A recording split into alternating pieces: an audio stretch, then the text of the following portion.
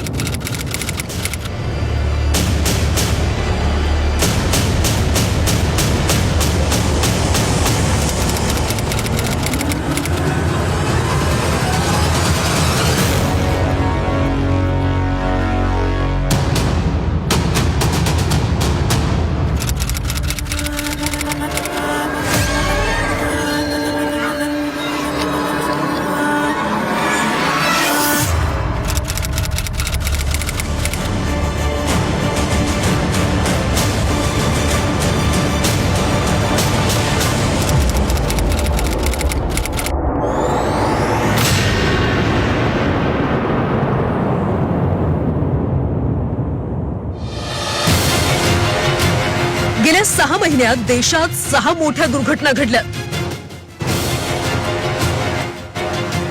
गुरुवारी अहमदाबादमध्ये भीषण दुर्घटना घडली।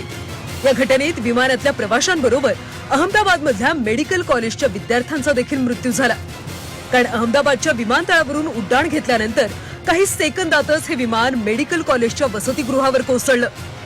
या हृदयद्रावक घटनेत 24 विद्यार्थ्यांनी देखील आपला जीव गमावला। दरम्यान ही दुर्घटना कशामुळे झाली याचं कारण विमानातल्या ब्लॅक बॉक्स मधून समोर येणार आहे। पंतप्रधान नरेंद्र मोदींनी देखील आज घटनास्थळी जात परिस्थितीचा आढावा घेतला। तसंच जखमी नागरिकांची देखील मोदींनी भेट घेतली। या 6 महिन्यातली दुसरी सर्वात मोठी दुर्घटना म्हणजे मुंबई लोकल। 9 जून रोजी मुंब्रा स्टेशन जवळ लोकल मधून पडून 4 प्रवाशांचा मृत्यू झाला होता। कसाऱ्यावरून सीएसएमटी कडे जाणारी लोकल आणि सीएसएमटी कडून कल्याणकडे जाणारी लोकल मुंब्रा स्टेशन पासून काही अंतरावर एकमेकांच्या जवळ आल्या।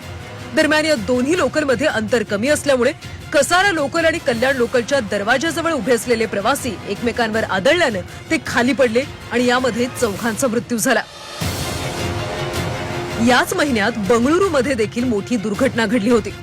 17 वर्षांनंतर विराट कोहलीच्या आरसीबीनं आयपीएलच्या ट्रॉफीवर आपलं नाव कोरलं। दरम्यान यानंतर आरसीबीच्या विजयी आनंदावर दुःखाचं विरजण पडलं। आयपीएल जिंकल्यानंतर दुसऱ्या दिवशीच म्हणजेच 5 जूनला बंगळुरूमध्ये आरसीबीच्या संघाचा कर्नाटक सरकारकडून सत्कार समारंभाचं आयोजन करण्यात आलं। दरम्यान जो पहिले येईल त्याला चिन्नस्वामी स्टेडियम मध्ये एंट्री मिळणार असं सांगण्यात आलं होतं। त्यामुळे स्टेडियम बाहेर चाहत्यांची मोठी गर्दी झाली। दरम्यान हीच गर्दी पांगवताना स्टेडियम बाहेर चेंगराचेंगरी झाली आणि या घटनेत 11 जणांचा मृत्यू झाला तर जवळपास 35 जण जखमी झाले। 22 एप्रिलला पहलगाममध्ये दहशतवादी हल्ला करण्यात आला। या घटनेत 26 पर्यटकांनी आपला जीव गमावला। दहशतवाद्यांनी धर्म विचारून या पर्यटकांवर गोळीबार केला होता। तसंच मोदींना जाऊन सांगा असंही दहशतवाद्यांनी एका महिलेला सांगितलं होतं। दरम्यान या घटनेनंतर भारतानं ऑपरेशन सिंधू राबवलं आणि पाकिस्तानमध्ये घुसून दहशतवाद्यांचा खात्मा केला। दहशतवाद्यांच्या 9 तळांवर भारतानं एअर स्ट्राईक करत दहशतवाद्यांना कंठस्नान घातलं। दरम्यान यानंतर भारत आणि पाकिस्तानमध्ये काही काळ तणावाची परिस्थिती निर्माण झाली। 16 फेब्रुवारी रोजी दिल्ली रेल्वे स्थानकावर झालेल्या चेंगराचेंगरीत तब्बल 18 जणांनी आपले प्राण गमावले। कुंभमेळ्यासाठी प्रयागराजला जाणाऱ्या 2 रेल्वे कॅन्सल करण्यात आल्या होत्या। दरम्यान यानंतर प्लॅटफॉर्मवर मोठी गर्दी झाली। तसंच त्यानंतर एका विशेष रेल्वेची देखील घोषणा करण्यात आली आणि या घोषणेनंतर गोंधळ उडाला आणि रेल्वे स्टेशनवर चेंगराचेंगरी झाली।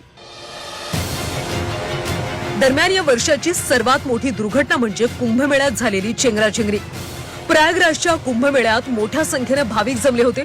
त्यावेळी चेंगराचेंगरी झाली आणि या चेंगराचेंगरीत जवळपास 800 लोकांचा मृत्यू झाला।